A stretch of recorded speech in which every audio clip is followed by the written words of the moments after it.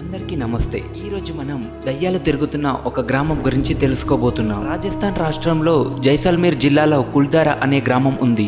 ఈ గ్రామంలో రాత్రి అయిందంటే చాలు భయంకరమైన శబ్దాలు మరియు వింత అరుపులు వినిపిస్తుంటాయి. ఈ శబ్దాలు వింటే ఎవరైనా సరే భయపడకుండా ఉండరు.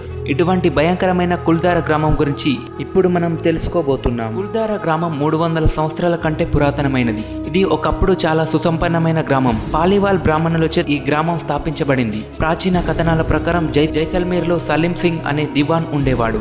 కుల్దారా గ్రామానికి అధిపతి కుమార్తెను చెడు ఉద్దేశంతో చూసేవాడు. అంతేకాకుండా ఆ అమ్మాయిని బలవంతంగా పెళ్లి చేసుకోవాలని నిర్ణయించుకున్నాడు. ఆ దివాన్ ఆమెను వివాహం చేసుకునేందుకు తనకు అప్పగించాలని, లేకపోతే ఈ గ్రామ ప్రజలు ఎన్నో ఇబ్బందులు పడతారని హెచ్చరించాడు. ఆ తర్వాత చుట్టుపక్కల ఉన్న 85 గ్రామాల అధిపతులు ఈ విషయంపై చర్చించి కుల్దారా అధిపతి యొక్క గౌరవాన్ని కాపాడటం కోసం అందరూ గ్రామాన్ని విడిచి వెళ్ళిపోవాలని నిర్ణయించుకుంటారు. వారు గ్రామం విడిచి వెళ్ళేటప్పుడు ఈ గ్రామంలో మరెవరూ నివసించకూడదని చెప్పించి వెళ్ళిపోతారు. అప్పటి నుంచి ఇప్పటి వరకు కుల్దారా గ్రామం మనుషులు లేని ఎడారి గ్రామంగా ఉంది. అక్కడ సమీపంలో నివసించే ప్రజలకు రాత్రి అయితే వింత అరుపులు వినిపిస్తుంటాయని చెప్తారు.